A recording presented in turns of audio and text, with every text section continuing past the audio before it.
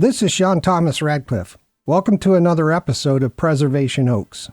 In this series, we introduce you to professionals from museums, cultural, genealogical, and historical societies across the United States. Now sit back, relax, and enjoy the program.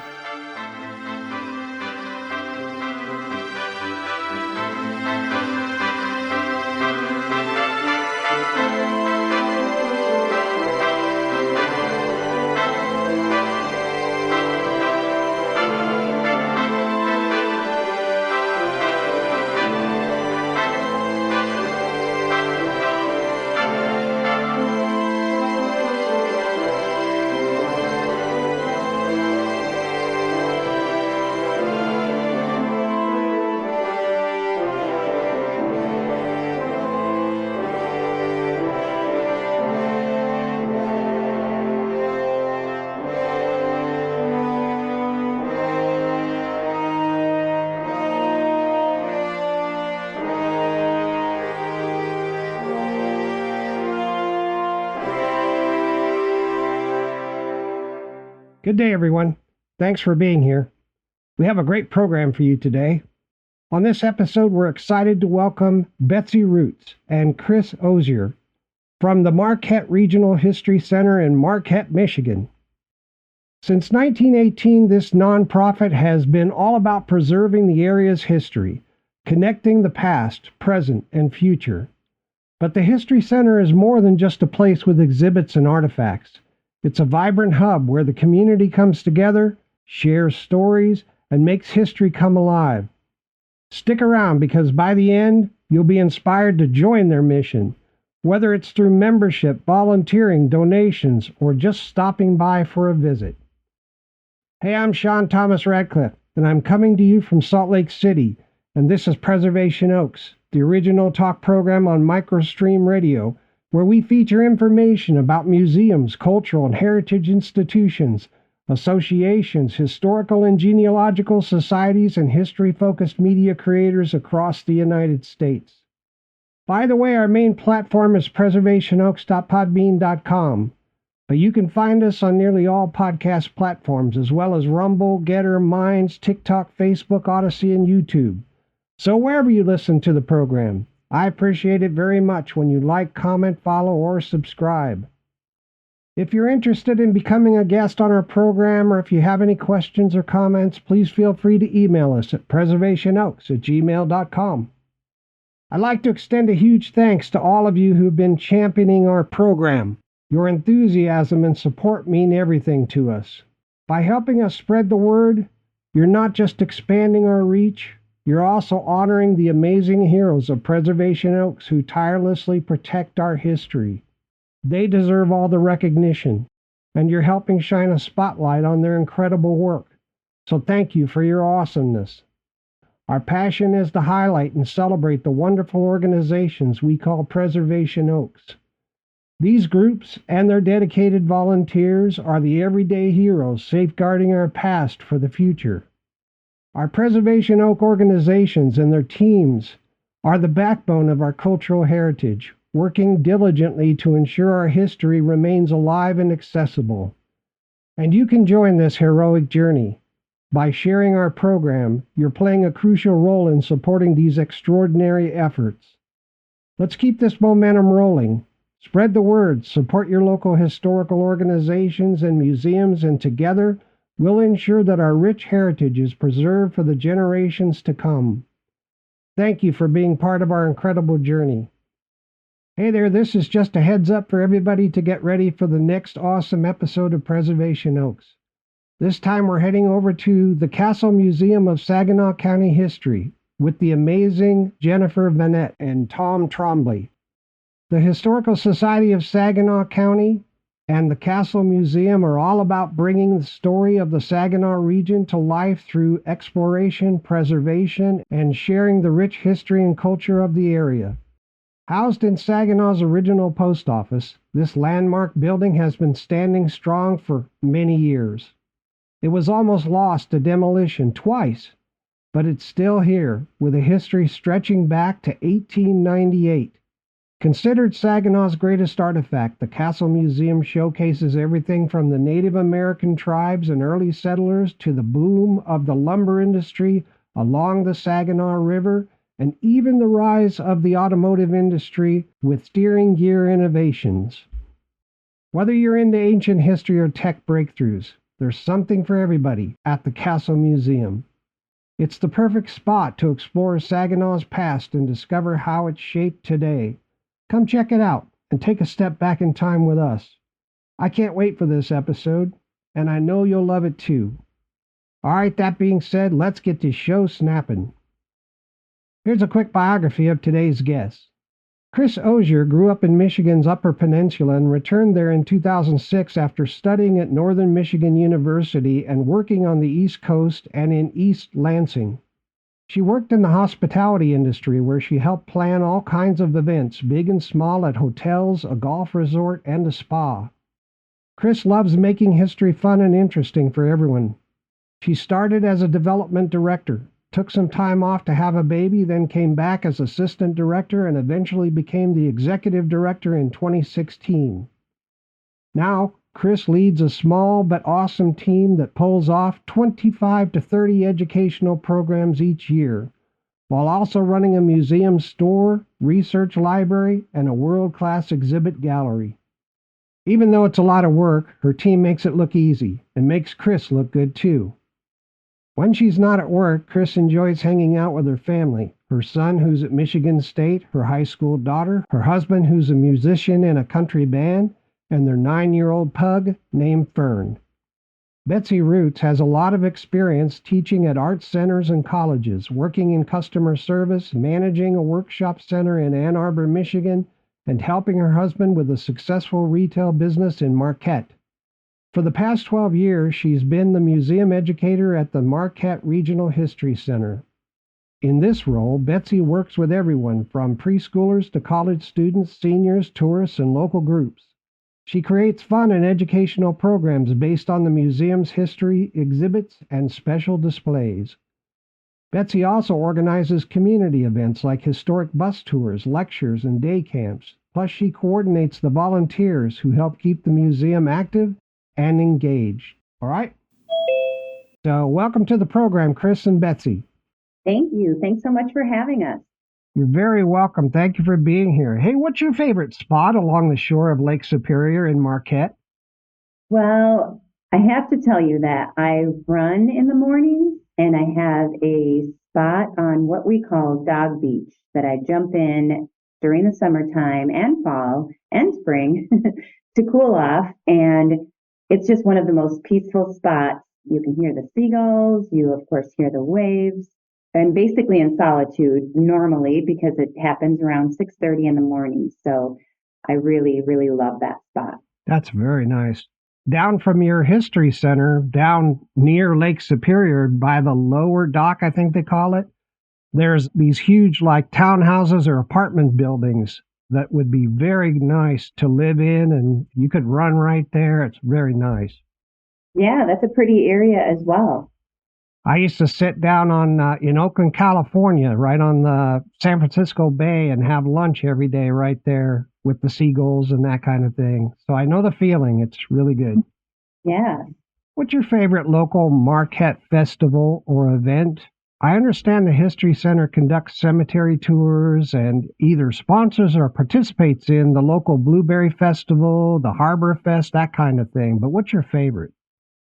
There is something going on almost every month for sure. And one of my very favorites happens here at the Marquette Regional History Center in the fall. We do an archaeology fair, and this is the International Day of recognizing archaeology throughout the world. And we do a fair here at our museum, and it just brings in the community and brings in people from all across the Upper Peninsula of Michigan. So we really enjoy seeing those folks come in. It's kind of like a fall reunion every year. Oh, that would be wonderful, especially in the fall. Does the History Center sponsor archaeology? Yes, we do this archaeology fair, and it brings in booth presenters. It's kind of like a science fair where you would walk through and learn something new at each table, and people are presenting their volunteers, showing off their club or their passion. It could be a professor from Michigan Tech University, or it can be a small club. We have rock collecting clubs and all kinds of interesting folks who show up for that day. I was really impressed as I went through your website and everything about you, your organization. You're just busy all the time. It's amazing. That's one thing, when you're a nonprofit and you work basically through the course of the calendar, we're trying to bring in, of course, as many visitors and tourists during the summertime, but how do you engage your community during the off season, so to speak? Yeah. And so that's where our programs and of course, our exhibit gallery and our special exhibit gallery come into play to entice people to find interest in what we're providing as far as educational opportunities go.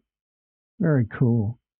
Now, I don't know if many people realize it across the country, but Michigan was settled initially by the French in terms of being European. The French were there, and then other European peoples came in to settle. Yeah, the French were passing through. The French didn't settle. They were up in what is Ontario more so. The English came in pretty quickly. But yes, the French down in the Detroit area, this area, wasn't really settled by the French because it was actually more rugged until later. Sault Ste. Marie is our oldest city in Michigan, and that was a French trading post. Yes, you're right about that. But the English came in quite quickly after that. So it was, we, as this northern part of Michigan, are older and have a little bit different history than the Detroit, Michigan you're thinking of. Okay. I was born in Crèvecoeur, Illinois, and that's French for broken heart. And so the French were there, and they had a French outpost there as well. But in your neck of the woods, the Marquette was supposedly named after the French Jesuit missionary Jacques Marquette. Yep, there's an interesting story about that. So Jacques Marquette was a missionary in the 1600s. He was only in the northern, what is now North America, for 7 years in the late 1600s. And so when Marquette was here, he was at what is now Sault Ste. Marie and St. Ignace. He spent most of his time in what we call St. Ignace. And then he was traveling down the Mississippi River, and he made great friends with the indigenous people. He learned multiple languages. And after he really did die young, at age 37 when he died, his body was brought back to St. Ignace and buried there by his friends, the Native Americans at the time. Wow. So Marquette did travel the area. He created a very detailed map of the South Shore of Lake Superior. And the Jesuits, the Jesuits wrote a lot. They kept incredible journals. So he never mentioned this location, Carp River location. He didn't note it on his map. We have no written proof that he was actually here, but he was revered in the area. And the name Marquette was actually our second name. The city of Marquette was originally called Worcester after Amos Harlow's hometown in Massachusetts. He was one of the early white settlers, and that was all the way forward in 1849. 1 year later, in 1850, we were renamed Marquette, and it was just a super popular name in the Great Lakes at the time. So you'll see the name Marquette all over the region. Marquette University is in Wisconsin. And frankly, it's quite a beautiful name. We love our Father Marquette. We have a Father Marquette statue and Father Marquette school here. The name is still such a nice name to have, but we can't give him the credit for instance, founding our town. That came much later. Thank you for that. Now, they know where Father Marquette is buried? It's so interesting you should ask. Yeah, so for the longest time, he was at Marquette University in Milwaukee. And only recently, there was a project that came about to move his bones from Marquette University and bring them back to St. Ignace, as Betsy mentioned. And that was within the last year and a half. Wow. They had to fundraise, and it was really a spectacular project, really, to do this and have the support of the university, in which was the caretaker of those bones for so long, but then also the tribe, to bring him back to where they felt he really belonged. Oh, that's fantastic. Now, what tribe is it? The Ojibwa? That's right. The Ojibwa tribe in St. Ignace, and that was just within the summer of 2023, so very recent. And there's a great museum to visit there. Maybe we'll get you in touch with them to do another podcast and encourage you to visit that particular museum. You know, you have such a beautiful museum. And Marquette, as I go up and down the streets on my favorite map app, and I encourage all the listeners to do that, it's just a beautiful town. Can you share some captivating stories from Marquette County's past that truly highlight its character? Well, the settling of Marquette was fascinating. We have a natural harbor. And so I like to tell people we are a young city in the Midwest, for this area, because we were settled in 1849. The state is a bit older. So the UP was maybe underappreciated for a while. And it was these resources that brought settlement to the area. And that was forestry and, of course, iron ore and copper as well. But in our particular area, iron ore really helped settle the area and get it populated. The natives of the area had, for centuries had been living here, but the iron ore industry changed things. And there was a particular story that made me, when you asked about a captivating story, there was a family of this chief of the Chippewa called Majigishik, and I could spell his name for you in an email, but Majigishik helped the Jackson Iron Company locate an incredible iron strike. And that was over in Negaunee, what is now Negaunee, Michigan. And that became the very lucrative start of the Jackson Mining Company.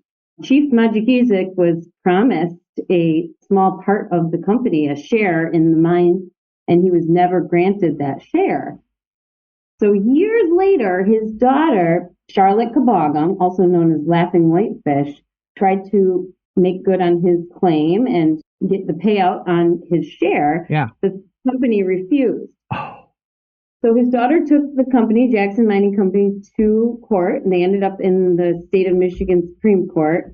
And this was in 1889. It was finally settled that she was given the rights that her father had been due since 1845. So it had been quite a while, and her family did receive payment eventually. So that story, It just kind of tells the hard work and perseverance of Laughing Whitefish. She was a teacher and an advocate for her tribe and her people, and it kind of opened up the conversation on mineral rights and families, Ojibwa families, and tribal traditions mixing with Michigan state law. So it was pretty a fascinating story that we now use kind of as a lesson. And those people, Charlotte Kabogum and her father, are very much revered in the area, all throughout Marquette County. So it turned out to be a good story. I'm glad she got justice. That's great. Yeah. That's great. Now, you mentioned the UP. That stands for Upper Peninsula in Michigan, right? Correct. And then you mentioned the Chippewa, and the Chippewa tribe is the same as the Ojibwa? That's right. Yeah, okay. Just so our listeners understand.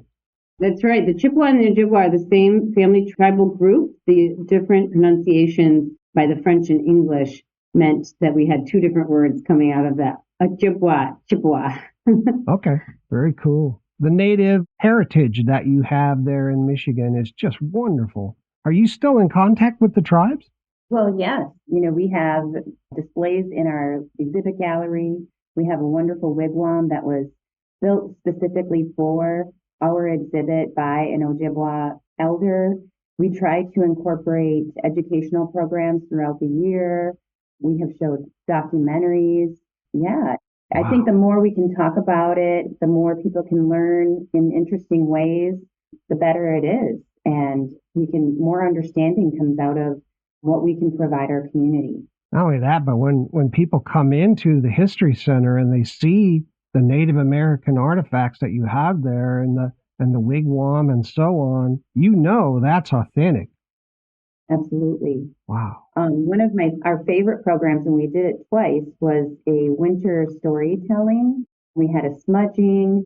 We had young children trying to learn the Ojibwa language, which is extraordinarily difficult for me in particular. I tried real hard, and I have a couple of words I can say, but it was really engaging. And we also tasted maple water, some wild rice.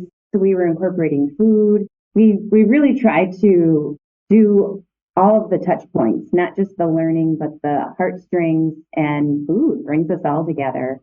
But that was one of our most spectacular events over the years that really is one to remember. Yeah, and we'll bring that back with popular demand. A lot of times we do repeat programs because people ask for them. So that's pretty exciting. We work, Cris, over the years, I believe, throughout setting up this new museum. We've been here for 13 years. We've worked with 3 different tribes, and they are all very active. The Sault Ste. Marie Band of Chippewa, the KBIC Keweenaw Bay Indian community, and the Bay Mills community are all quite active here in the UP. Very cool. So in terms of the Marquette Regional History Center, what inspired the founding of your organization, and what early experiences shaped its journey? Well, what's interesting is when I started this position back in 2006, a long time ago, basically I was just reading through the history of the organization. You know, in 1918 is when the Marquette County Historical Society, which is our legal name, began to meet and form a historical society.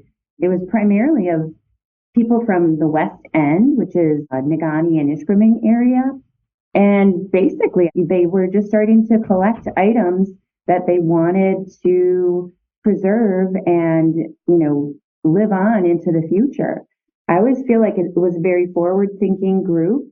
They worked hard to secure space in order to preserve these items. They were welcoming in what they were gathering. It was everything that you would expect in a historical society, Victorian items, your everyday average items, but then wedding dresses, photographs, family Bibles, things of that nature. And after living in the old library, the old public library for a time, they purchased a building. They used a portion of that building, rented part of it. Then they later used the entire building as the museum and offices. And that kind of brings you to our current time where we were really busting at the seams and moved into this facility, which we filled quite quickly, actually. So I always hope that if the former founders of this organization were to see what we were doing now, they would be extremely proud. We went from one event a year to 5, and now to almost 30. We really work at max capacity in providing educational opportunities for everyone that's interested. And it's pretty exciting.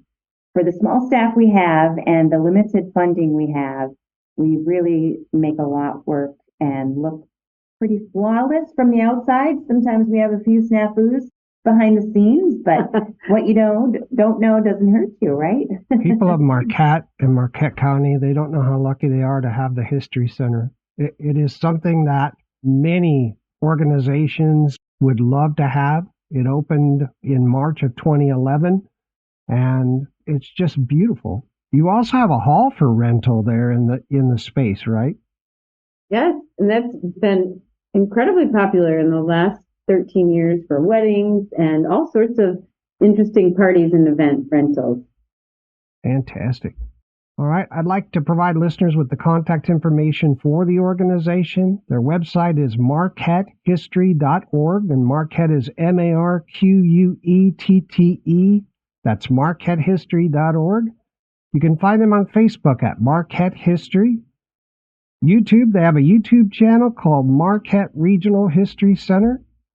And their address is 145 West Spring Street, Marquette, Michigan, 49855. And I hope everyone listening that can go visit because it's a beautiful installation, a beautiful facility. Their phone number is 906-226-3571. And you can reach them via email at mrhc@marquettehistory.org. Does that all sound right? Yes, it does. All right. Thank you very much. Now, how does your organization serve the community, and what are its primary goals and the demographics of its membership? Well, good question. We really focus on educating through interesting programming, bringing in speakers from different areas of the country, bringing in speakers that are locally from all over the Upper Peninsula, Michigan, the Midwest. Of course, our main goal is to provide school field trips and be a part of the educational curriculum in our area. And our membership is one way that we are supported financially. We only just recently raised our membership fees. They are as low as $40 and go up to $1,500. Your membership includes a journal that we provide through the mail on a quarterly basis. It's a historical article of interest, primarily researched in our research library. And then also you can get admission into the museum on certain levels, special tickets for special events, discounts in the museum store. So it's kind of your typical membership program that many museums have.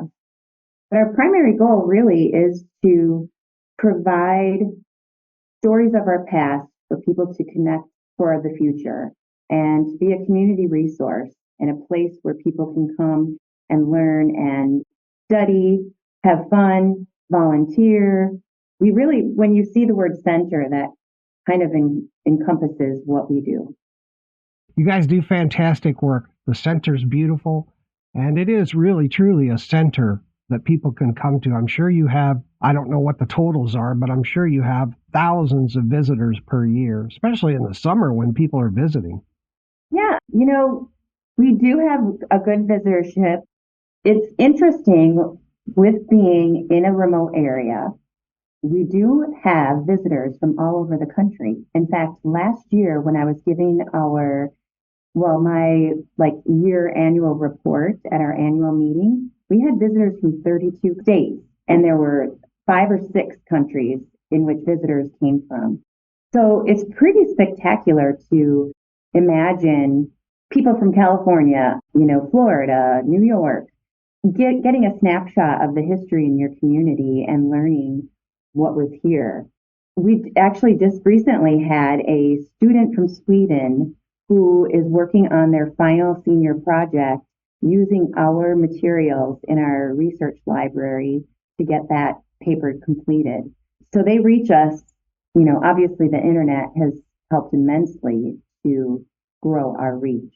But I would say our visitorship is around 20 to 25,000 a year, and that includes school field trips, rentals.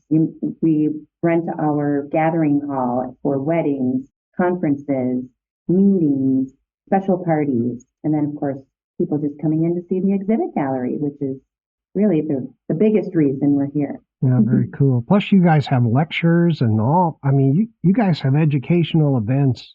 Like you've mentioned, you have 30 some events through the year, and you guys are just doing wonderful work. Now, Cris and Betsy, can you share your personal journey and how it led you to your current role in the organization? For me, this is Betsy. I started with art. I'm an artist by training, but I've been teaching at some various workshop centers, and in grad school I got to teach undergrads. So that was down in Savannah College of Art and Design, doing illustration work, and it was great, but the freelance is not for everyone. I was having a hard time freelancing. We moved up to northern Michigan, and when I was looking for a job, this job really was a journey in that I think I had to use everything I'd ever learned to take on this job. So as a museum educator, I'm organizing programs and working with kids and field trips and teachers. And so it felt like bringing everything I'd ever done to one place to organize programs. And I used to organize workshops. It was similar to that. And I always loved history. So being able to call on that love of history and the local place that I'm in. I grew up in the Lower Peninsula and love Michigan history and spent my summers coming up here. It was really neat to move up here and to learn the history firsthand at the History Museum. This kind of job doesn't just pop up anywhere, so I felt like I was incredibly fortunate to be able to work with people in an interesting place with vibrant things happening all the time. And frankly, you are learning every day here. So That's the most exciting part of this work, I think, is to always be learning something new. That's the exciting part of this podcast, too, is always learning That's something right. new and meeting wonderful people such as yourself. Cris, what's your personal journey? Yeah. So, as Betsy mentioned, when this position opened up, so I have not been the director forever. My husband works for the state of Michigan. We were living in East Lansing, and he was up for a position basically that he could have probably for the rest of his life located here in Marquette. And for us to both return to our home area, I grew up in Ishpeming, he grew up in Marquette. And so basically he got his job while the job for a development director opened at this organization. They were just underway with the planning of the capital campaign for the building that we're in currently. And I was able to get an interview and pretty much use my hospitality and sales and marketing experience in, I guess, convincing them to take me on. And I basically changed. I had a baby. I was a fundraising manager title for a bit, became the assistant director for a bit, and then a very long-standing director who had been here for 30 plus years retired. And the timing was, timing is everything sometimes. Yeah. Yeah, That's very how cool. it came to be. Thank you for sharing that. I appreciate it. Appreciate you being there and doing what you're doing, too. It's exciting. Well, I guess we ought to take a break for a few minutes. All right, sounds good. All right, listeners, we'll be right back after this important message about joining the Marquette Regional History Center.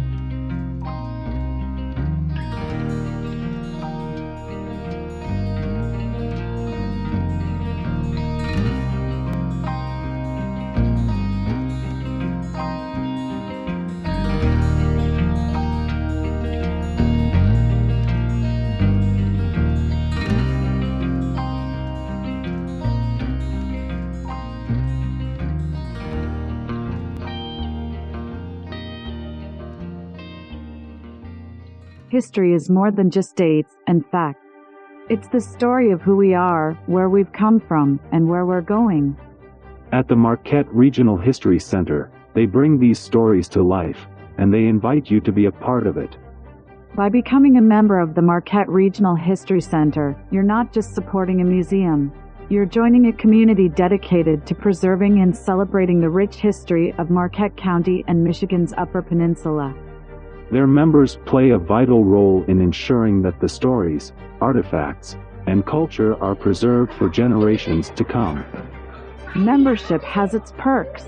As a sponsor member or above, you'll enjoy free admission to the museum all year long, exclusive access to special events and exhibits, discounts on educational programs and workshops, and a subscription to our quarterly newsletter packed with behind-the-scenes stories and updates. But more than that, you'll be helping them share the region's fascinating history with students, families, and visitors from all over the world. Whether you're passionate about local history, curious about the exhibits, or just want to give back to the community, membership at the Marquette Regional History Center is the perfect way to stay connected. From the towering stories of iron mining to the everyday lives of those who shaped the community, there's something here for everyone. Ready to join? Becoming a member is easy. Visit marquettehistory.org to sign up online or stop by in person at 145 West Spring Street, right here in Marquette. If you have any questions, give them a call at 906-226-3571 or send an email to mrhc@marquettehistory.org. We also invite you to follow them on Facebook at Marquette History and on YouTube at Marquette Regional History Center, where you can keep up with upcoming events, special exhibits, and all the latest news from the History Center. By becoming a member, you're helping to safeguard the past while inspiring the future. You'll not only be supporting one of Upper Peninsula's most treasured cultural institutions, but also joining a passionate group of history lovers who believe in the power of preserving our shared heritage. Whether you're a longtime resident or a newcomer to Marquette, we'd love for you to join us on this journey. Don't wait. Sign up today and become a member of the Marquette Regional History Center family. Together, we'll keep history alive. Sometimes the most commonplace artifact triggers the most heartfelt memories. The museums, cultural and heritage institutions, historical and genealogical societies within our communities have responsibility for preserving these artifacts so they can be used to educate each new generation about their own past. They are the gatherers and caretakers of the stories of our history, culture, and heritage. Sharing the lessons of history fosters an understanding of the fundamental knowledge of why things work the way they do. Once armed with a knowledge of their place in history, people have a much higher success rate as they build the future. Our values and ideals are rightly influenced by those who came before us. On each episode of Preservation Oaks, our guests share key information about these core organizations and history. You'll learn about the great work they do, what their needs are, their goals, and why you can feel really confident about the future by volunteering and supporting them. Join us wherever you get your podcasts, and then follow, comment, like, and listen. On Preservation Oaks, we understand that every museum, cultural and heritage institution, historical and genealogical society has a story to tell. And our mission is to help share that story and the value of your organization.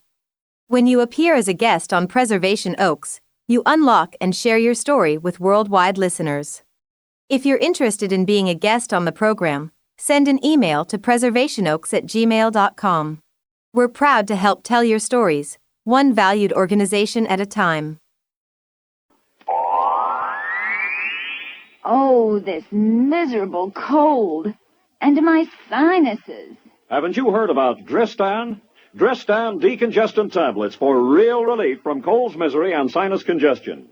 Dristan is the revolutionary 3-layer tablet which for the first time makes it possible to unite certain medically proven ingredients into one fast-acting uncoated tablet. Dristan not only helps drain all 8 sinus cavities, critical areas of cold's infection, but circulating through the blood, Dristan's decongestant reaches all congested areas, shrinks all swollen membranes, relieves pressure and pain. An exclusive anti-allergent helps keep breathing passages dry and clear. Pain relievers reduce body aches, fever. Vitamin C helps build body resistance. This is Dristan. Today, Dristan is widely imitated, but the exclusive Dristan formula cannot be duplicated. There's nothing like Dristan decongestant tablets. And now, back to Preservation Oaks.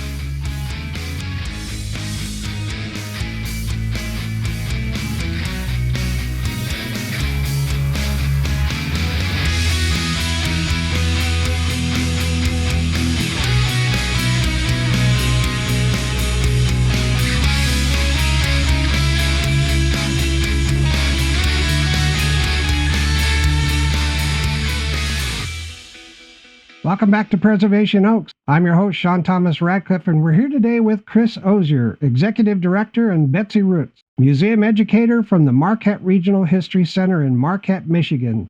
Let's pick up where we left off, and welcome back. All right. Glad to be here. What exciting events or exhibitions should the community keep an eye out for at your organization? Good question. You're having us try and figure out our favorite ones. We've got that archaeology fair coming right up in just a couple weeks here. And we have started a senior support series where we have a daytime programming geared towards senior citizens, but really anyone's welcome. But we wanted to have a daytime program to get folks out before it gets dark.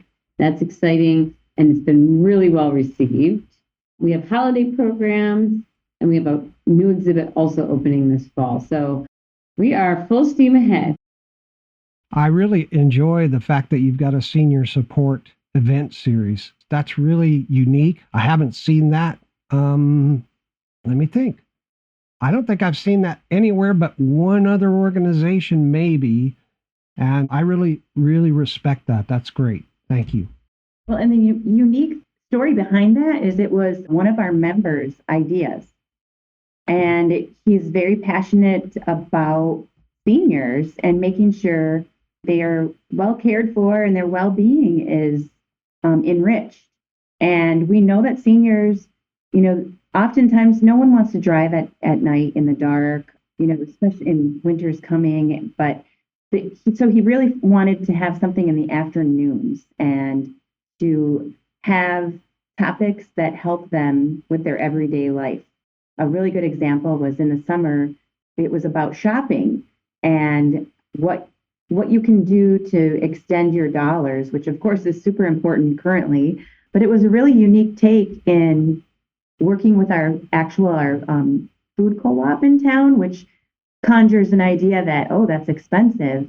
But they were talking about splitting a loaf of bread. You can actually ask the co-op to do that. You can ask the co-op to slice a squash or a melon in half and only purchase half of it because, of course, you want to eat it when it's ripe and not, let it go to rot. Yeah. Little things like that really kind of opened my eyes to that particular program.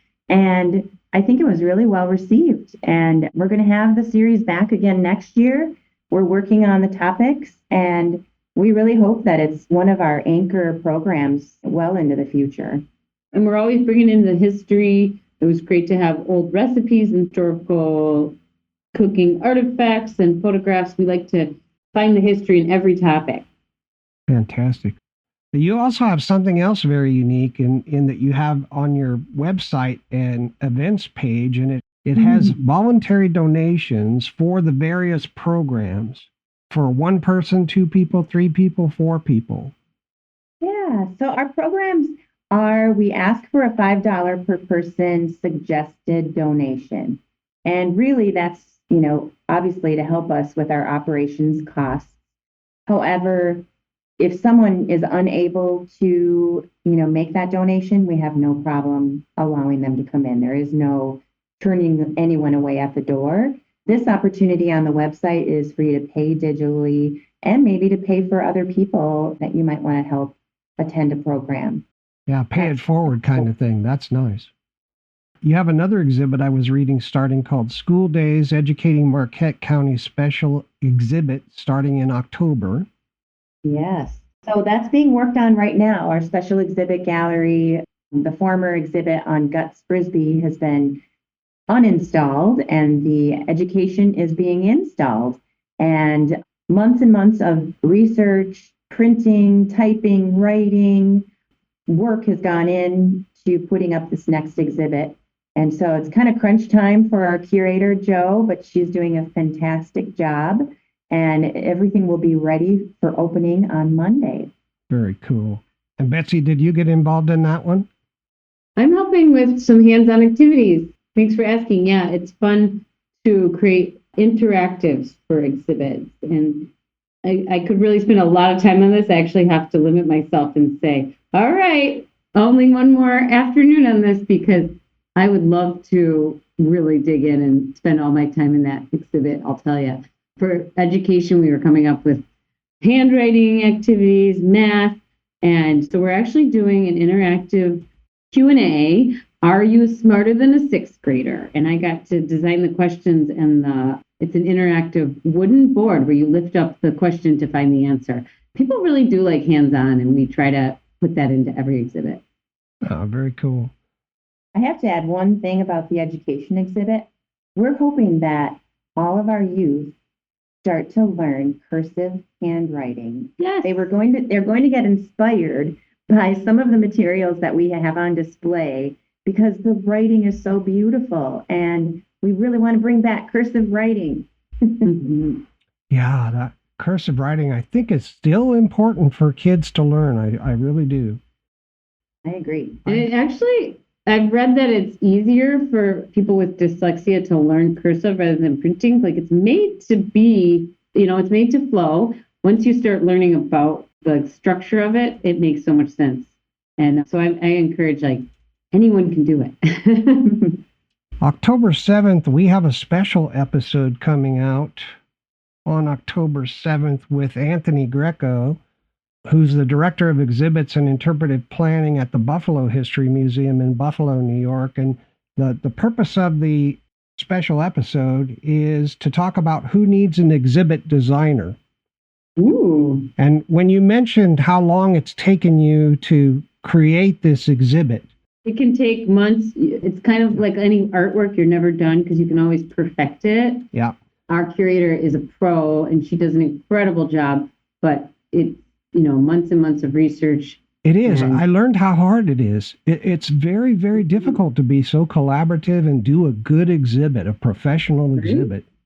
it's great you recognize that, because I don't know if everyone does. Yeah, that's why we're releasing that special episode, to give people a feel for that. All right, we'll keep an ear out. Now, in November, you also have a holiday art sale coming up.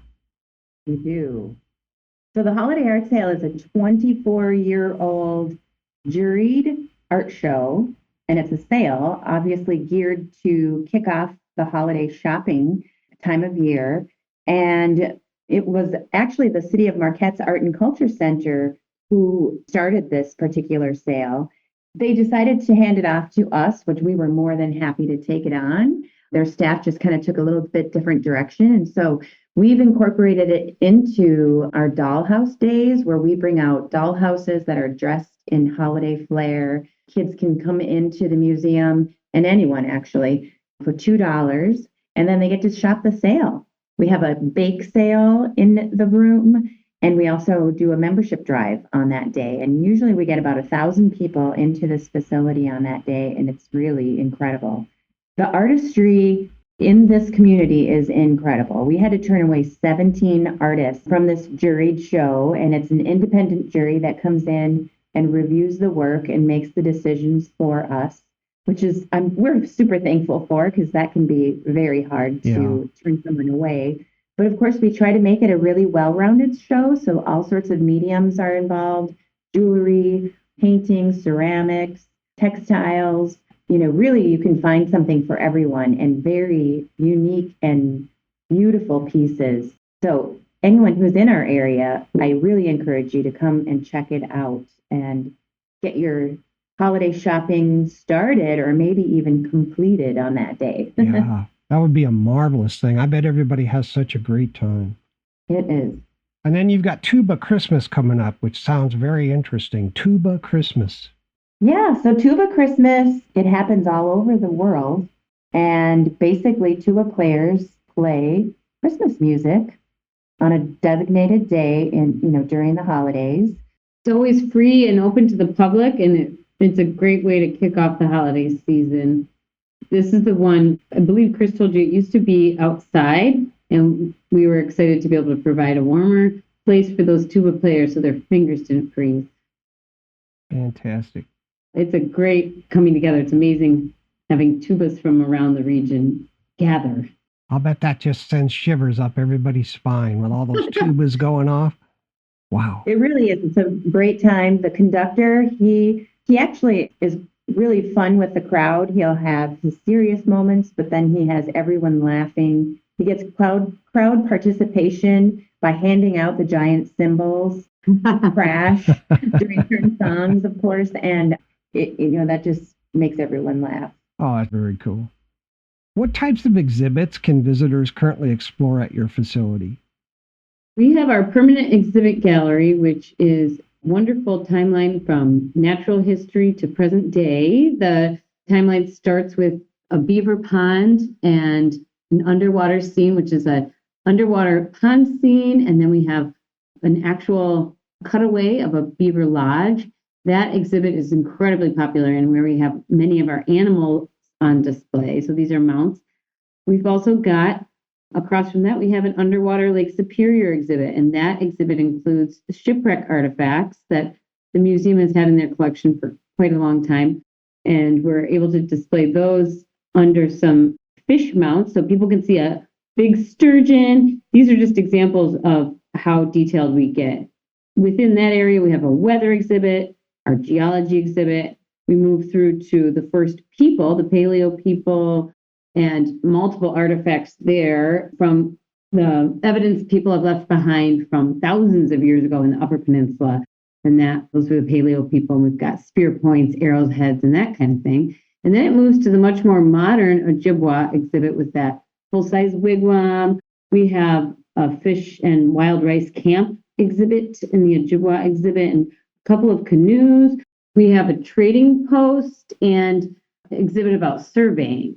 We also have an immigration exhibit, and then we go into major wars. So our war exhibit is consolidated into stories from people in the Upper Peninsula who fought or participated in major wars from the Civil War to Vietnam.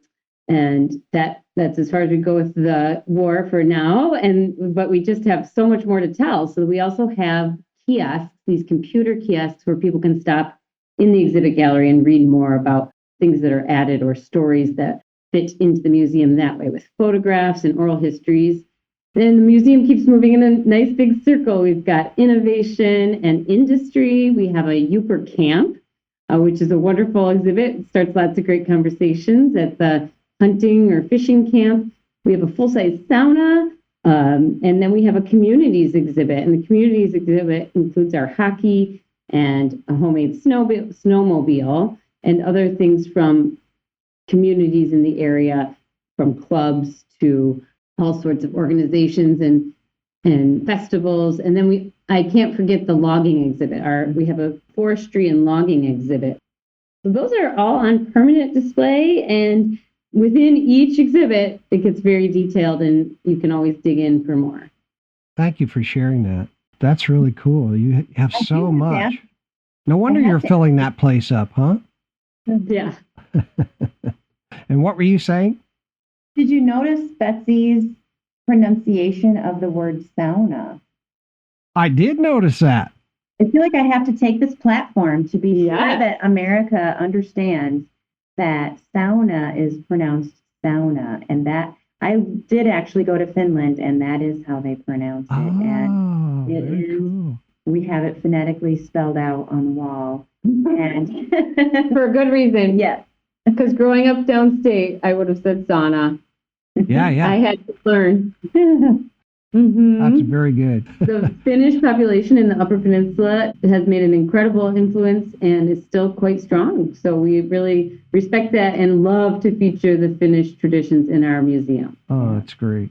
Our holiday open house last year included a gentleman telling us the tradition of the sauna, and we had a portable sauna in our green space where people could come during that time to take a sauna and enjoy a cold dip as well. There was a cold dip trough. It was really, really wonderful. And we'll be doing that again at some point in time. Oh, good. Yeah, it really is a center for everyone.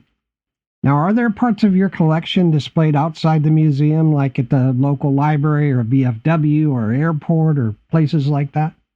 We do have some items on loan at our Lakeview Arena, which is our local hockey arena. We helped with some hockey history displays within that building. And there are some items at the Visitor Center, which is really, what I've been told is that it's one of the most visited visitor centers in the state of Michigan. It's right in South Marquette as you come into town, and we have a small display there as well. Oh, cool. What recent restoration or conservation projects have been undertaken to preserve your exhibits? Let's see. I know. Here's a great story. So we wrote up for a grant to be considered by the Northern Michigan University construction management class to build us a new cabinet for our historical maps. So our maps were, not all of our maps, but a good portion of them were kind of on a shelf that was exposed. It didn't really have any protection, and saw this opportunity to work with students. Some of the criteria was the students needed to use unusual materials to build with, and because we need to meet archival standards to hold these maps, we were chosen. So right now, our maps are being stored in a different space, and these students are designing, coming up with a budget, and producing a structure within our archival area to hold these maps. And so I'm really excited to see the students and their creativity. Maybe you'll have to have us come back on so I can tell you how it turned out. I would be happy to do that anytime. You let me know. Now, would you talk about admission to the History Center? We have multiple admission levels. So adults are $10. We've got a senior and military rate of $8 for admission. Students are $4 and youth 12 and under are $3. For groups scheduling ahead, we take teachers and chaperones accompanying groups at $5, which really is a nice discount. They enjoy that adult $10 level for a discount. We love to schedule groups in, and museum members who are at our sponsor level and above, and that's just starting at $55 a year. That includes their personal admission for the year. And there's also a family level. So admission is included in multiple membership levels, and that's really wonderful too. Yeah, that's very cool. Our library has different rates because we are a private nonprofit. The library does have admission or research fees, but they're quite minimal. $8 to $10 a day for researching doesn't keep anyone away. It really is very manageable. That's the J.M. Longyear Research Library, right? Yes. Yep. Who was J.M. Longyear? Oh boy, that's a big question. Oh. He was really one of the founders of the whole organization. The reason the library is named after him is basically he was an extraordinary record keeper. So basically the nucleus of that library are all of his papers, photography. He was a phenomenal amateur photographer. He was a landlooker from Lower Michigan that made his way to the Upper Peninsula and really helped form our community and is, again, the namesake of the library. Oh, very cool. I'll bet it's a wonderful research library. It really is. There's unbelievable amounts of research in there on so many varied topics. Very cool. Now, I ask this question of every guest. If your building were to catch fire, what things would you grab on your way out? This is Betsy. I was going to say, I would grab a big section of photographs, as many as I could hold. So our photographs in our research library are archived in these archival folders by subject, and I believe I would grab the folders on people and community events because you can't lose those stories of the people of our place. That's a good one. That is a really good example. And by virtue of my location in the building, I'm close to where the archival storage is, but I'm also close to where the artifact storage is. And our clothing and textile collection is incredible. We have uniforms, we have wedding dresses, we have your everyday pair of khaki pants. It's just immense. And if I could grab really the entire length of this wall and place it on my back, I would run that out. It sounds mundane. It sounds like it's not important. But as Betsy said, if we don't know what people look like, what they were wearing, how these items were sewn and repaired and repaired and repaired, it doesn't really tell you what your community went through to get to where it is today. Yeah. People went through a lot of interesting times when they had to sew by hand. Yep, and I was going to say about our photographs, our old photo archives, everything is not digitized. We have so many thousands of photographs that even if we kept the computer hard drives due to a fire, not everything is scanned. It's just an immense collection. So we are working on that, but it's not, it's still great to have the hard copies, believe it or not. So you are actively digitizing? Yes. Oh, very cool. What notable artifacts or records have been donated to your organization? How do they enrich your collection? Yeah, the Closser collection is a really interesting collection that you wouldn't really understand that you would use it in so many different ways. So the Closser Company, they were appraisers in town. They appraised not only homes, but businesses, an old orphanage, a mall, like everything. Like they did so many different, and it was a big firm. So they were almost like, say, the only game in town, so to speak. But these documents have photographs, of course, of the building in which they are assessing, but then also the area, the comparables. If you look at a home, the neighborhood homes that they're comparing to, but then the detail, the amount of detail that it went into discussing the economic times of what was happening. Was there business coming into the area? Was there business leaving the area? It's really extensive and it's used all the time. Very cool. I love people who know all that stuff too. Just somebody who who has the God-given capability, of course, to keep that in their mind about what's really happening and keep their thumb on what's happening in the community.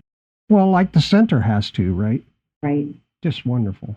Can you provide an overview of the size and scope of your collection? Well, we were trying to figure that out because it is so big. Yeah. We like to say we have 10,000 plus photographs. We have over 1 million artifacts, 3D objects. It's immense. I mean, we've been collecting since 1918. Yeah. And it's an immense collection. And it really includes items that, again, people don't necessarily believe when they're in their possession are important. It doesn't have to be extremely valuable in order to have value for telling the history of your area. And that's one of the biggest takeaways we try to get out into the community is don't throw away those papers, those photos, those videos of your kids, performing on stage in second grade, because someone down the road is going to want to see it. They're going to want to learn from it. They're going to want to understand what it was like before their time. Yep, you bet. And it all tells the story. Absolutely. Now, how is your organization funded, and what are your financial goals for the current year? Yeah, so our funding comes from admissions, memberships, rentals, store sales, and donations and grants. We were lucky to receive state funding to help us pay off our mortgage. That was some enhancement grant funding that came from our elected officials, adding us to the budget. So that's happening, which was a major goal, and we have been working on for 4 years, by the way. So our next stage really is to increase our savings account. So we do have an endowment that we are trying to increase for the future. Try to pay all of your bills with your everyday income, like I mentioned, the membership and the admissions, those kinds of dollars, so that you can just save for the future and the expansion of staffing, any kind of capital improvements that of course may come into play, such as new boilers, new roofs, the sustainability of this building that we're in. We're always looking to the future and always looking to be sure none of that is in jeopardy, and, to keep it moving forward into this next century that we're already into. Very smart. That's very cool. What fundraising activities or opportunities are available to support your organization's mission? Well, we have an incredible fundraiser every January, historical photography show with funny, I was going to say fascinating, but it's fascinating and funny and entertaining narration. This is our January show where we sell out our local large auditorium, 800 seats. So that's a physical fundraiser, and all folks are welcome to come buy a ticket for that. In terms of the available support, we are always open for donations, and we have our annual appeal coming up. Membership is a big contribution to that as well. But the annual appeal is very respectable, and it's amazing how many people year after year support this organization, even if they've moved out of the area. That's a big opportunity coming up at the end of the year here. Now, what is the January fundraiser called? Legends and Lore, Part 2. That's good. So these two gentlemen, Jack Dio has been preserving photographs. He had an actual local business, Superior View, and he sold historic photographs. And he's just super funny, and people love to tell him stories. And he's been around for a long time, so he actually knows the stories and does research, of course, on the photographs. And remembers everyone. Yes. His memory is incredible. He is. And then Jim Koski is a radio personality who has also been around for decades and decades.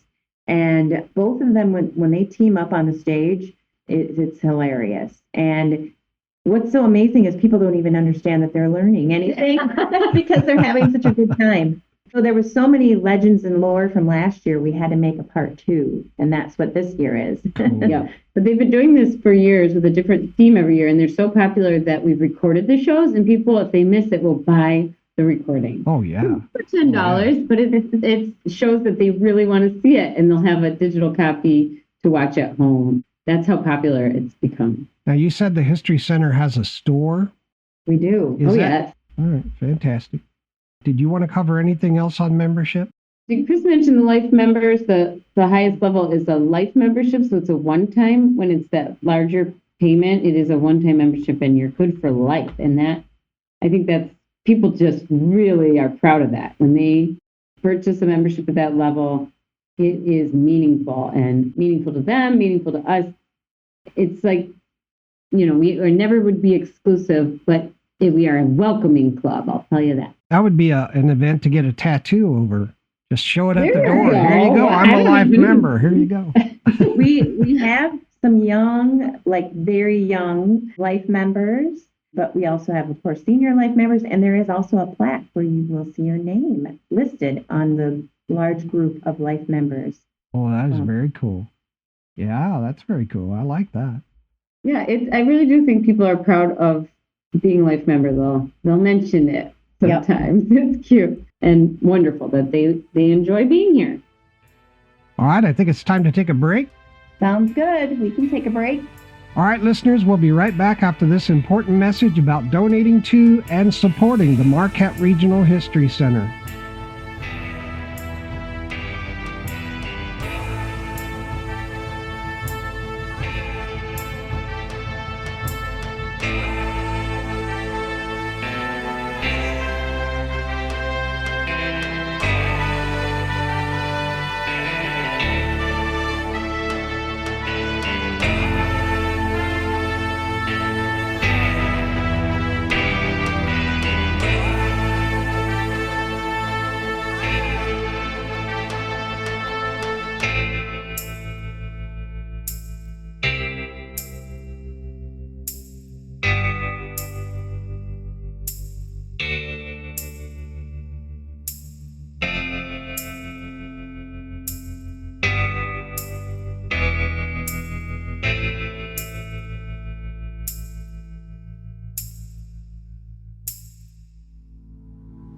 The Marquette Regional History Center, where the stories of the past shape the future of the community. Located in the heart of Marquette, Michigan, this nonprofit gem has been preserving the rich heritage of the Upper Peninsula since 1918. But they can't continue their mission without you. Did you know that your donation today helps to maintain incredible exhibits, preserve irreplaceable artifacts, and keep the research library accessible to the public? The Marquette Regional History Center isn't just about the past, it's about engaging the entire community through history, art, and culture. Every dollar you give helps keep this essential work alive for future generations. From inspiring school children to providing a gathering place for local events, your donations create a ripple effect that reaches far beyond the museum's walls. By giving, you're making sure that the stories of the ancestors, pioneers, and innovators are never forgotten. And with their social media outreach, they're connecting with history lovers near and far. Join the mission by becoming a donor today. Visit the website at marquettehistory.org to make a contribution, or find them on Facebook at Marquette History. They'd love to hear from you at 906-226-3571. Or stop by and see for yourself at 145 West Spring Street, Marquette. Whether it's $25, $50, or more, your gift makes a lasting difference. By donating, you're helping the Marquette Regional History Center bring history to life, preserve cultural treasures, and shape the future of Marquette County. You're not just giving to a history center, you're giving to the community, to education, and to future generations who will continue to learn from the past. We invite you to follow us on Facebook at Marquette History to see the impact your donations are making, and for updates on all our events, exhibits, and stories. Visit our website, marquettehistory.org, where you can also find more information on how you can support or become a member and volunteer. Together, we can preserve the stories that define us. The Marquette Regional History Center, where history lives and thrives, thanks to you. I'm Zach Hewlett, Vice President at Utah's Ethnic and Mining Museum of Magna. Preservation Oaks with Sean Radcliff is my go-to podcast for historical insights. This is Will Hawkins, Executive Director of Historic Tuscaloosa, and I love listening to Sean Thomas Radcliffe on MicroStream Radio. This is Tyson Weiner, President and CEO of the Evergreen Aviation and Space Museum, and you're listening to Preservation Oaks. And now, back to Preservation Oaks.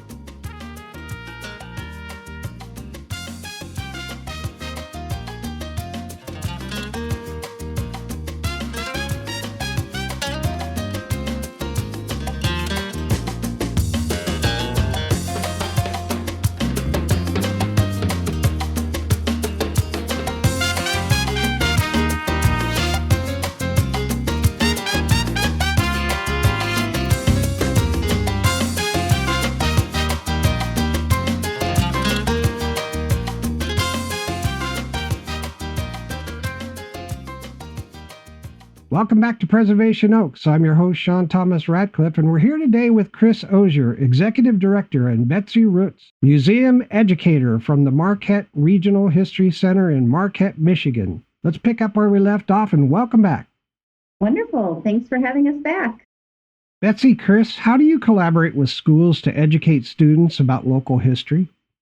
Great question. We bring in thousands of school children every year for field trips. They come with their classes, usually 2 classes at a time, and we actually do bring in public, private, and schools from all over the Upper Peninsula, and we will put on a field trip for them, which is a visit to our museum, and we have interactive programs for the children to learn through doing, and it's just an exciting time, really fun time for the students, and the teachers seem to love it and bring them back year after year. Fantastic. Do you go into the classroom at all to bring your town's history into the classroom? Not as much. We do have a couple virtual field trips, and I have gone to kindergarten classes before to tell them what is a museum, because what is the word history and what is a museum? Those are some basics, but in general, they do try to bring the students here. A lot of schools use our resources. They use our YouTube videos. They use our research from our historical research library, and a lot of the younger teachers will come in and create a new curriculum, and that'll be used for years and years by the local schools or the regional schools. So we're in the classroom that way. Another interesting tidbit is I have these artifact suitcases that I loan out. These are old suitcases, and right now they're in Escanaba, and they're full of duplicate artifacts. So these are things like telephones and typewriters and shoehorns and old shoes and photographs and hands-on items in one suitcase that the school can pull out. And they all had to do with this area and this region. They can learn that way. The teachers cool. Love bringing them into their classroom to do a regional history lesson. No kidding. That's very cool. It's really fun. I love updating it. Sometimes we'll put things in there like a floppy disk or a checkbook.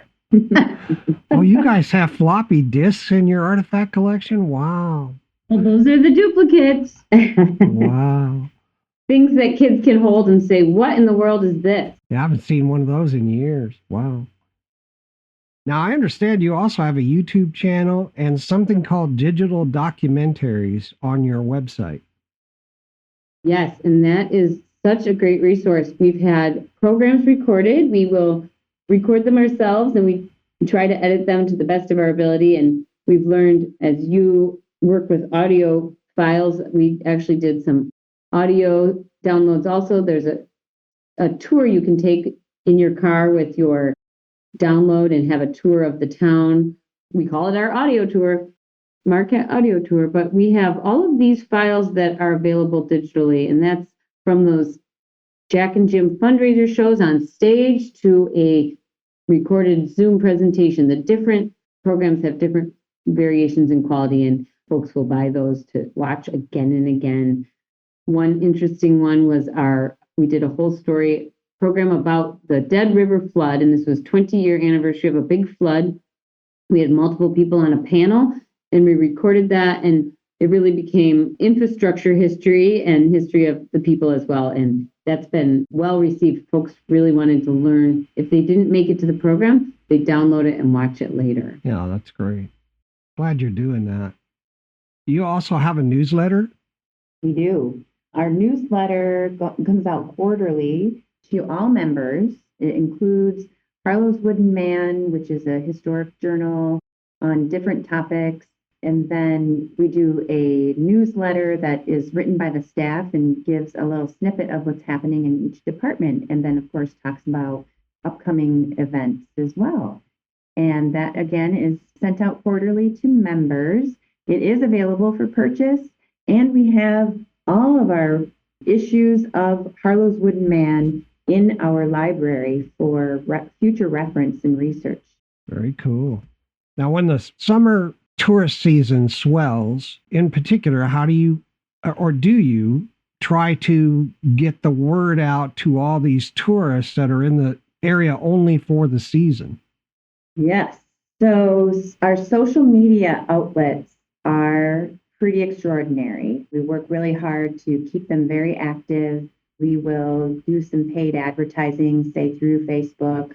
We do some of the old-fashioned formats for promotion. We have feather flags in front of our building. We're really on a busy street in our area, as well as we have the postal mailboxes right in front of our driveway, and that gets a ton of traffic. We did something super simple as to put a tagline on our logo on our building. So as you can imagine, the Marquette Regional History Center doesn't necessarily make you think we're a museum. So all we added was museum, store, and library to the bottom of that logo. And all of a sudden people were like, oh, that's what that building is. It worked. You know, hindsight's 2020 when you rebrand your organization. But of course, we use rat cards, we use posters, our e-newsletter goes out to the masses, and then we work with our Downtown Development Authority as well as our Travel Marquette, which is our Convention and Visitors Bureau, to have them touch base with their following that, you know, we have a museum in our community. We believe we're a very important part of the tourism industry overall in our area, in fact, in our county. So, and the Upper Peninsula as well. So we really work on that. We try to hit Munising, which is a national lakeshore, and that is a mere 40 minutes down the road. And when people are coming to visit the UP, Munising in particular, it's an outdoor type vacation. But you know, our weather isn't great every day, and we love rainy days, and we'll take anyone who wants to be inside their outdoor excursion. We'll take, Get the word out on the beaches. Absolutely. That's right. Now, do you have an annual awards event? We do. We have an awards program that awards an organization and an individual. So we have 2 different awards every year, and that is part of our annual meeting to have that ceremony. And it's really exciting to recognize people for their contributions to local history. Very cool. Cool. And I suppose a lot of those people are inside the History Center giving presentations on history. Absolutely. Yeah. That's right. We've had awards given out since 1984. Wow. That's quite a history. I'm glad you're doing that. It really recognizes people in the community. And writers and researchers and volunteers as well. Yeah. Speaking of volunteers, what volunteer opportunities are available for community members looking to get involved? Oh, it's amazing the amount of people who want to volunteer here. And, you know, from working in our education department with school field trips to greeting guests as they come in the door, answering the phones, to working with our curator on maybe cleaning objects or identifying people in photographs. And of course, the research library. That's probably the most popular. Everyone wants to look through the materials and see what's in the boxes, see what's on the shelves. It's really amazing. We couldn't do our work without the 50 plus volunteers we have on a given year. We're looking forward to a party to celebrate them and thank them for all of their time. You know, in the summertime, our education department is working on bus tours, walking tours, and then of course, we really use their help during school field trip time in May in particular, where we have a school field trip almost every single day in the whole month. Wow, that's very cool. And you have a section on your website just for volunteers. If people want to volunteer, they can go to your website and go to the volunteer tab and take a look. Be a short form for someone to complete. Obviously, it has all of the areas for your contact information, but then it's also a place where you can tell us a little bit about maybe your work experience, your education experience, and your special interests. See where we might be able to find a good fit for a volunteer to work. Very cool. There's a number of different museums and organizations within your area. How do you collaborate with those other organizations at various levels? Yeah, that's what's really fun about this community. We have several museums that we will, of course, promote and say, your museum day shouldn't be finished here. You should go to the Maritime Museum along the lakeshore. You should go to the Beaumier Heritage Center and DeVos on Northern's campus. We try to send everyone to the Cliffs Shaft Museum in Ishpeming. We really want to spread the idea of, again, museums being a part of the tourist industry in our community. And we work with all of these other entities by loaning artifacts, helping to find writers for our newspaper articles. Perhaps it's an experienced person in Negaunee who can help us identify logging camp artifacts. Yeah, we really help each other out back and forth, depending on different areas of expertise. And it's also wonderful when one of them asks us to do a program for them. We've taken programs there, especially to the Iron Industry Museum. It's kind of back and forth in that way. It's a great collaboration, and everyone has their different areas that they focus on. Absolutely. That's very cool. Does your organization capture oral interviews or histories? Oh, of course. Just recently, we've been getting new oral histories to help enhance current special exhibits. So, for example, we took a bunch of oral histories for an outdoor recreation special exhibit. Imagine speaking to a cross-country ski coach, talking to a family who does scuba diving, a group who does rock climbing and ice climbing, and getting their stories and listening to their passionate detail on something that they love and are basically experts about. And that's just a really great way to get information and research done quickly for a special exhibit. Our volunteers were educated and trained to do these oral histories, and they're really spectacular to listen to. The hardest part is transcribing. Yep. So that's one of the challenges. It's really easy to ask the questions and record it, but transcribing is a little tricky, and so we're a tiny bit behind on that. But it's just always a work in progress. It's something we're continually doing. I've noticed that they have a new software out that will do transcribing, where you just run the audio through. I haven't tried any of it, but it's supposed to be pretty good. It's a big project all the time. Some have glitches. We have weird names up here. Oh, yeah, that's right. Yeah. Yeah. Believe it or not, it's interesting. I think it's names that are one of the most difficult to transcribe and correctly. Not a problem. And also when there's multiple voices like us right now, the multiple voices have tricked up the software, but no, we're working on all of that. And frankly, that's another goal for the future, is to have a really reliable transcription software. Yeah. Yeah, that'd be great. Now, I understand you do some sort of publications for your organization. Can you share some notable publications produced by your organization? We have a book called Dandelion Cottage. It's a young adult book that is still being published by us, and it is very popular in our gift store, and other bookstores purchase it as well, called Dandelion Cottage by Carrie Watson Rankin. It's a great story. Okay, very cool. Now, I'd like to provide listeners with the contact information for the organization once again. Their website is marquettehistory.org. You can find them on Facebook at Marquette history. They have a YouTube channel called Marquette Regional History Center. Their address is 145 West Spring Street, Marquette, Michigan, 49855. Their phone number is 906-226-3571, and you can email them at mrhc@marquettehistory.org. Betsy and Cris, what features or resources can visitors explore on your organization's website? We mentioned our digital media page. We have our digital downloads and digital media page with all sorts of past programs recorded, and that's a big resource.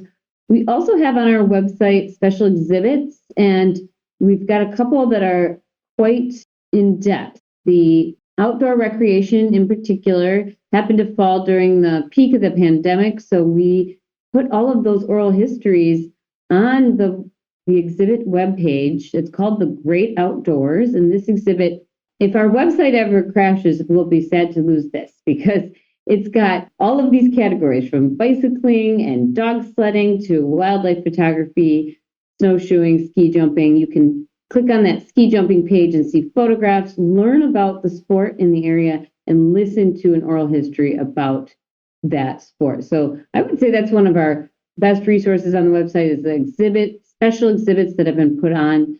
Also a big push for us and a new kind of jumping into the next century to put exhibits online. It's not necessarily something we'll always keep up with because we really want people in the door, but we are proud of what we do have on the website. And from there, you can also look at our past exhibits and our past events, and there's all kinds of information when you go back into the website, and the research library has a good search tool, and that's also very helpful on the website. It's a beautiful website, by the way.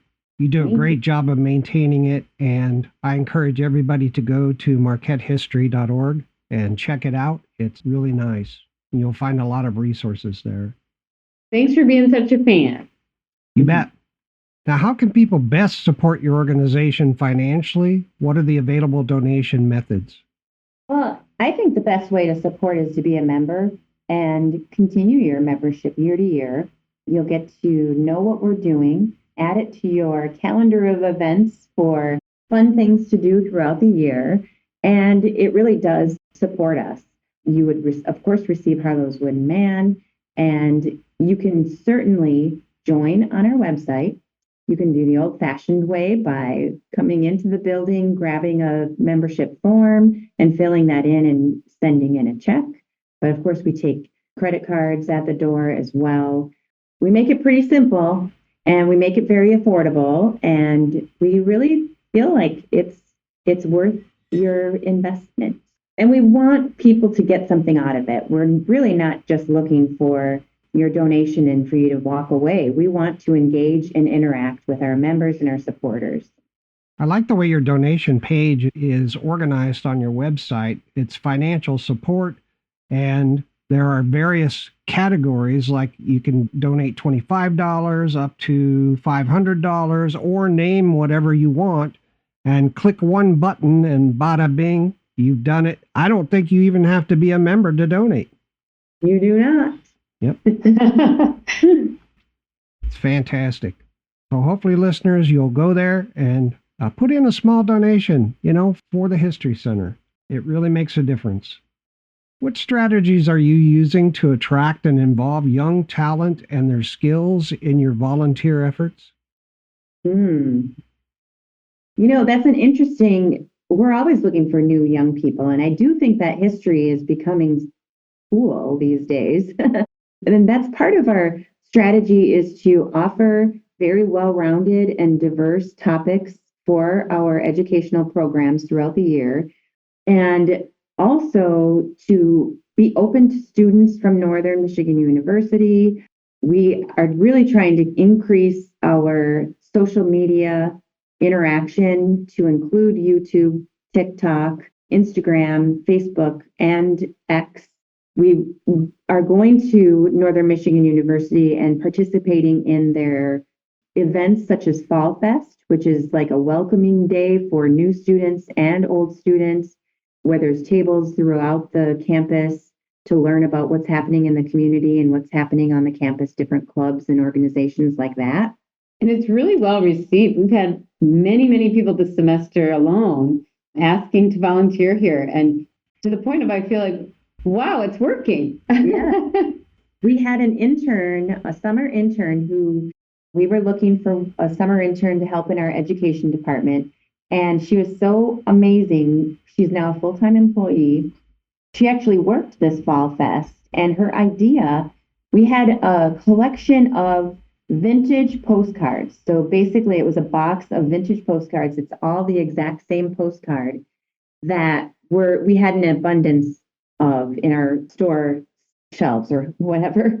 Anyhow, her idea was to give one of these postcards to all the students going by, have a stamp so that they could send a postcard to their parents. Here they are, like maybe 2 weeks into the school year, and they're learning how to send a postcard because many students did not even know how to do that. Oh, that's cool. We had someone say, do I have to do it right now and leave it with you? And she said, oh, no, you can take it with you and find a blue box. And Sean, I'm not trying to undercut anyone, but it's amazing when they don't know something that makes me feel old. That the mail is really out of their wheelhouse. Yeah. And I think it just talks about the time. We're so, obviously we talked about digitizing our photographs, but we really do like hard copies of things in this building alone. But, society in general just wants everything electronic. I just would have loved to hear a story of one of these students' grandmothers receiving a postcard that was handwritten by their granddaughter or son, and just, engage with that grandma and find out how it made her feel. I hope we get a story out of this. I really do, because I think it was a really great day to bring back something from the past. And hopefully these kids are going to do that again sometime. And I bet you there's something on TikTok about it. Yeah. Oh, we should look. Right. Emily could find them. Right. Which brings me to our TikTok and our YouTube channel and reaching younger audience. Yes. So Emily, because of her age, she is able to look at things a little bit differently. She's also able to figure out these social media platforms, and she's able to take some video of local, I'll call them local celebrities, and one of her videos that she downloaded on YouTube completely went viral, and I'm talking millions of views. And you hear of this stuff happening out in the big world, right? I mean, we're in a small town, we're a small organization, we're a history museum, 100+ years old, and here we are trying to dip our toes into the viral part of social media. It just kind of makes me crack up. But she is making it happen, and I think that's what the longevity in the future of this organization is going to be, is breathing history into the lives of our youth and getting them excited and, cracking up and wanting to learn more about funny things that they see from the past. Yeah, that's the future. And also, from my perspective alone, just having talked to so many folks, now is, first of all, history is fun. And as soon as young people find that out, like you mentioned, many times history will just crack you up because it's fun.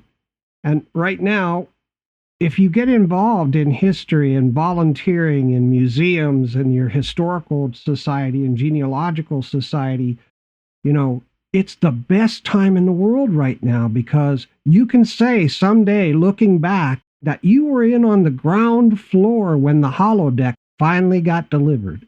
That's right. It's where it's at. Now, what current projects or needs does your organization have that the community can get behind and support?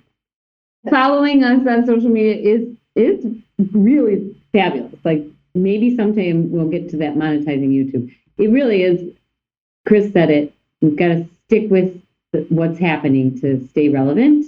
Current projects, we would always love folks to continue to donate items. Our curator is always looking for specific things. There's some missing holes in the organization, like men's clothing. We could always use more men's clothing because people wear it out and don't consider donating it. So I would say people can get involved by considering donating items, of course, becoming a member.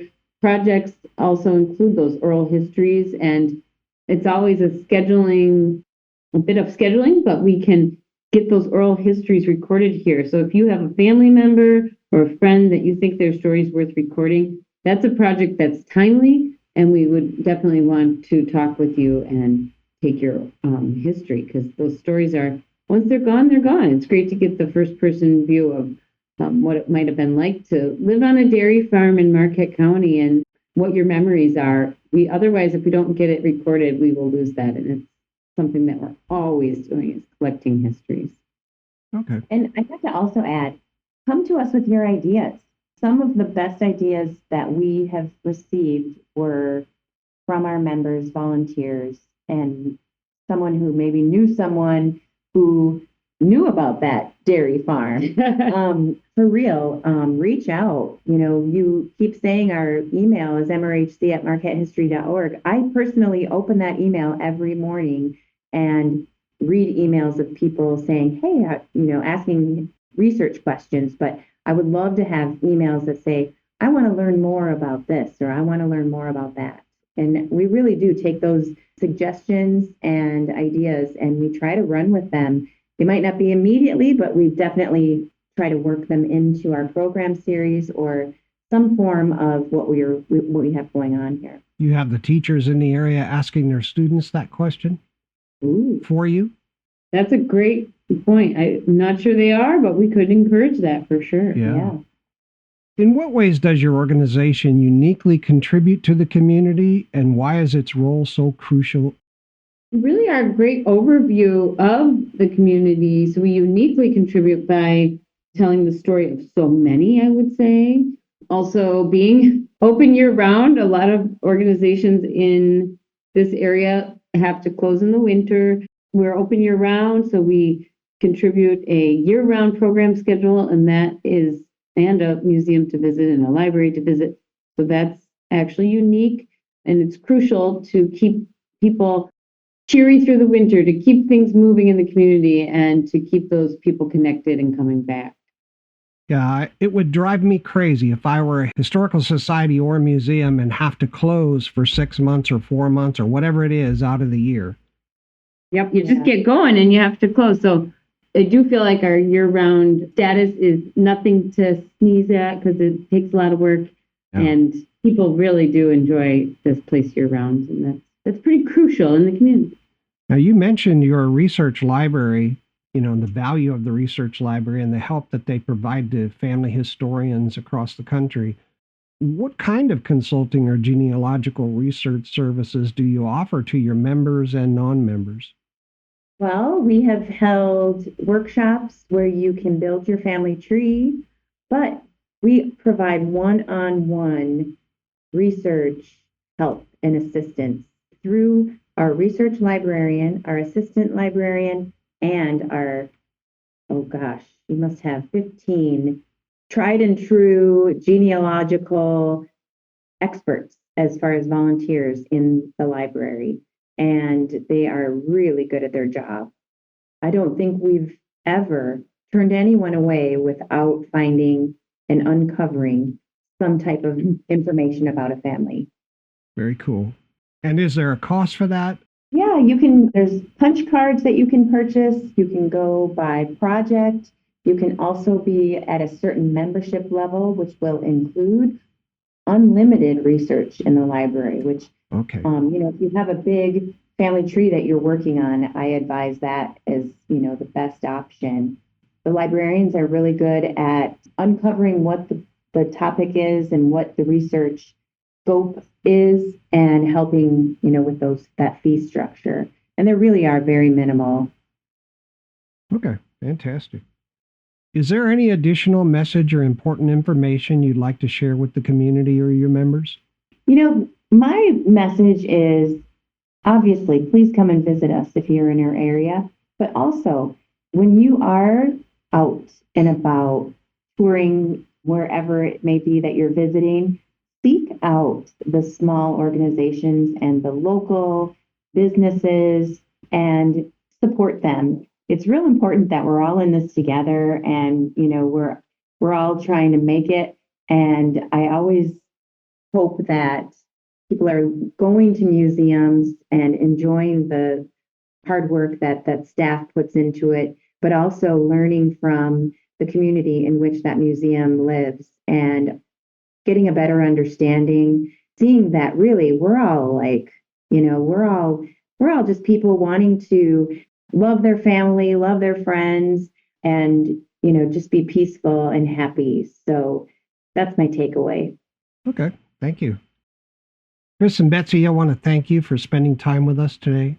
I've learned a lot about your organization and what it means to Marquette County, and the region. It really is a very bright spot in the area, preserving the past for the future. I want to thank you again. Thank you very much. Thank you. We really appreciate this. And I appreciate your program opening our eyes to other organizations throughout the country as well. Thank you.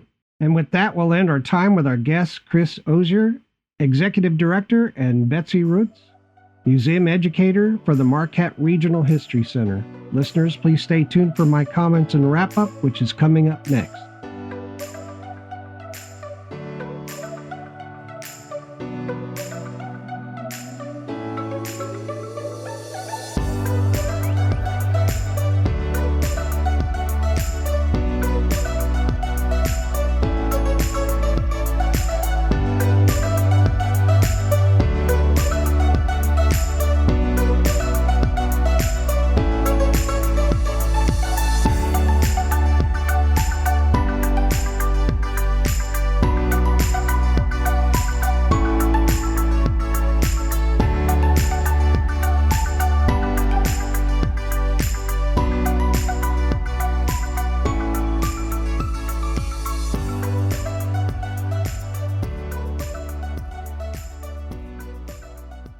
Hey, welcome back. I'm so happy to have the opportunity to spend time with our guests and discover the Marquette Regional History Center. Located in the heart of Marquette, Michigan, the Marquette Regional History Center is all about keeping the region's amazing past alive. This nonprofit is filled with cool artifacts, photos, and documents that tell the story of the area. On today's episode of Preservation Oaks, we were lucky enough to chat with Cris Osier, Executive Director, and Betsy Rutz, Museum Educator. They're super passionate about history and love sharing it with everyone, especially the younger generation. Their dedication to preserving the rich history of Michigan's Upper Peninsula really shines in everything they do. From leading unique community events like the Archaeology Fair and Winter Storytelling, to managing the research library and exhibits, Cris and Betsy are working hard to make history fun, educational, and accessible to all. One of the coolest things about the center is how they engage everyone, from seniors to school children, in the area's history. The research library is a goldmine for history buffs and genealogists alike, and programs like the Holiday Art Sale and school field trips make the center a vibrant hub of learning and connection. During our conversation, Cris and Betsy shared a sneak peek into the amazing things happening at the center. There's always something fun to check out. They also talked about how important it is to get young people excited about history. And the Marquette Regional History Center is doing just that by making history exciting and accessible. For all the family historians out there or anyone digging into their family tree, the center's research library is a treasure trove, packed with historical documents and expert help if you need it. And that's all the time we have for today's episode of Preservation Oaks. A huge thanks to Cris Osier and Betsy Rutz for joining us and sharing their passion for history. The Marquette Regional History Center is truly a gem, and their commitment to preserving the past is inspiring. I got to give a shout out to Cris and Betsy for all the incredible work they do From setting up cool exhibits to running the research library and hosting awesome events, they make history come alive. If you're looking for a way to get involved, why not support the center?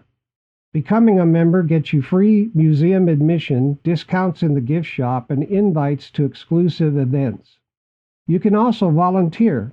Whether it's helping out with events or working in the research library, every bit helps. Supporting this amazing organization is one of the best ways to ensure that history stays alive. If you're in the area, definitely stop by and check it out. And if you're not local, you can still make an impact by becoming a member, volunteering, or donating. Membership comes with great perks, and you'll be helping keeping history accessible for future generations. The center also welcomes volunteers for everything from school field trips to research assistance.